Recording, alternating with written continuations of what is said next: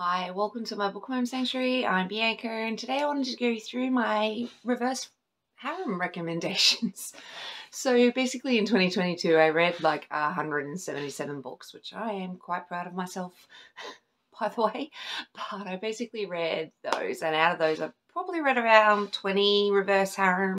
And basically I wanted to recommend the best ones that I read last year. So with the reverse harem, I did reread some Catherine Moon Sweet Omegaverse books. I probably won't go into those books too much because I have mentioned them before. They are favourites, so yeah. But I wanted to basically go straight into the list. Billionaire's Brother's Nanny by Revel Bloom. Autumn is down on her luck. She had to get rid of her apartment and is now going to become a nanny, basically, for some money. And she moves out of her mother and grandmother's place, who are very eccentric ladies and very funny. And she moves in with this billionaire dude who has a couple of kids. And at the same time, she'll be babysitting these kids and a couple of others. I can't remember who is who, so they're all brothers. So they obviously don't have relationships with each other, but they're quite comfortable having sex with her at the same time. Basically, the three brothers, one has a very complicated ex-wife who's like a movie star, and their couple of kids, so he's got full custody of them. But he's a bit distant. There's another guy who had a history with Autumn in the past, and he broke her heart, and he has a kid as well, and I think the other one has a child. So there's like 4 kids involved, something like that. I didn't mind the kids, actually. And the whole thing with the crazy ex-wife supermodel chick, that was interesting. She was, yeah, off her hinges. Poor kids. So I liked this. I really did. It was, it might not be for everybody, but I really enjoyed it. I thought it was hot. Yeah, I liked the brothers. I liked how she stood up to them. They didn't really give her a lot of information about the kids, but so she got into trouble and a few things happened because they didn't communicate with her. She stands up for herself, and yeah, I really enjoyed it. Then I want to mention Lillian Lark, actually. Come here. So with Deceived by the Gargoyles, I discovered Lillian Lark for the first time in 2022, and I couldn't help myself and I had to buy the book. But I absolutely enjoyed this. I loved it. It was beautiful. So Grace is basically a librarian who takes care of like ancient books and whatnot. And she's, I believe, a bit of a witch, if I remember correctly. Anywho, she goes to this dating agency, and basically one of these gargoyles sees her there, and they end up having a date. And she starts this relationship with him, and she's really enjoying him, but he's kind of lying. He hasn't mentioned the fact that he has 2 partners and the fact that they're gargoyles, so she wasn't aware of that. It's very sexy. Very, very sexy. And yeah, Elliot has some issues, but he's kind of hiding his mates from her, but he wants all 3 of them to have a relationship. And once she sort of realizes, or once everything comes out that he has a couple of other partners and they're not just roommates and that they're gargoyles, she slowly starts to come around and starts a relationship with all 3 of them. Look, I love this book. I really do. It's yeah. Read it. And then I wanted to mention Catherine Moon. So I read The Company of Fiends. Actually, I do own that one. Hold on. Maybe I should prepare myself a little bit better. But whatever. Company of Fiends. So this one is quite large. Got cat hair in my mouth again. Thanks for that, Eve. Early 1900s, maybe it's based around. But basically, she ends up auditioning, going for a job at a theatre. And this theatre, basically, you have hot times, sexy times on stage. So it's, so she has been there for a fair few years, and when she first gets there, she meets this monster dude. I think he has one eye or multiple eyes. I don't remember. But basically, she's been having fun for the last fair few years, but now she's sort of getting a bit annoyed with the whole thing, a bit over it, but still enjoys this, the sexy times, the fun times, but is getting over the whole theatre and performing on stage. But she's their best performer. And then there's this little side plot with a rival douche. I can't remember what he was called, but he's kind of a side problem, basically. And Hazel has this relationship with I believe he was a red-winged demon dude called Ronan from memory. Don't hold me to that though. Sorry, my lipstick's driving me nuts. Anyway, I've got like hair or something in my mouth. I think it's cat hair. Oh, if you can hear the construction, please ignore it. Every time I hear record, they seem to turn every tool on. Whatever. So what was I saying? Yeah, so there's a lot of sex in this. A lot. It's very hot.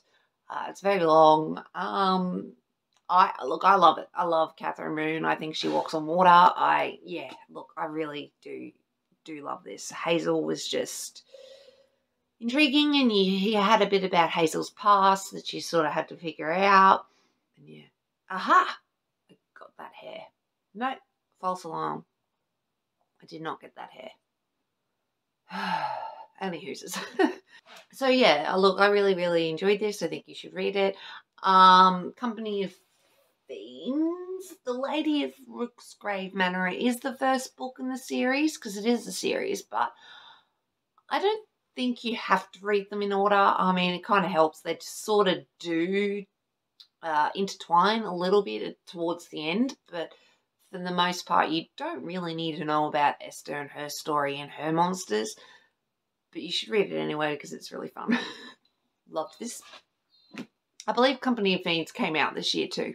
I don't have these in physical form, but I hope to rectify that eventually. Albany Walker, I think that's how you pronounce her name.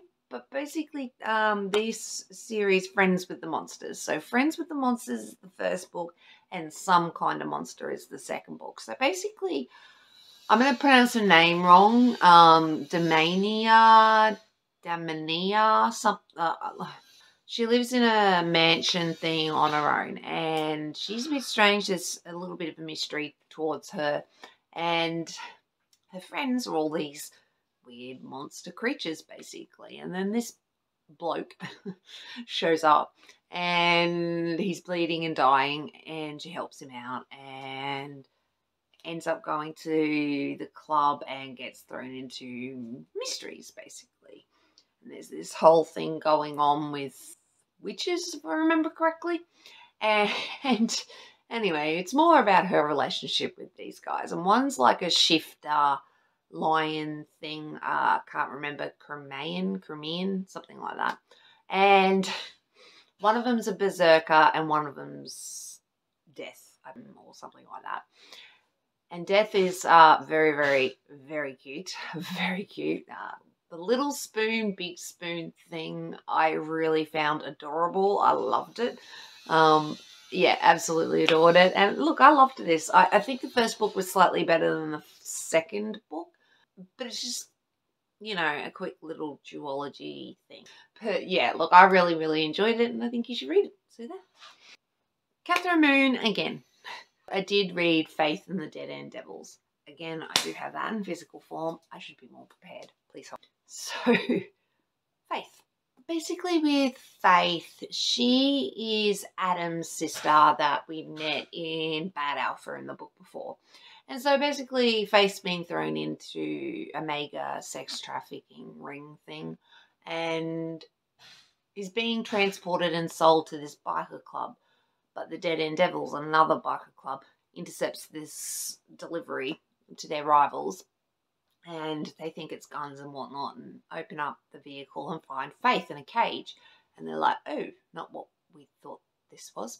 It's obvious she's feral. She is just acting on instinct. And these people are people, but they have omega tendencies. You know, there's the alphas, the omegas, the betas, heat, all that sort of stuff, nesting, knotting, all that kind of stuff in it.